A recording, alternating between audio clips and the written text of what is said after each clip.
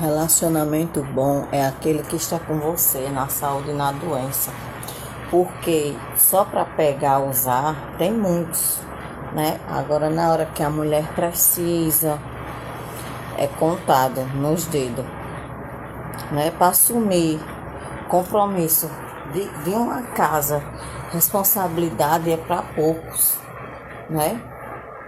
Para te dar uma mixaria, te iludir, tem. Agora, quando você precisa de uma alimentação no seu armário, quando você precisa de uma roupa, uma calcinha, não chega. Quando precisa de, até para ir para um salão, tá junto. Se por acaso você precisar de um remédio, faz tração, cadê o cara? Tá junto, não tá.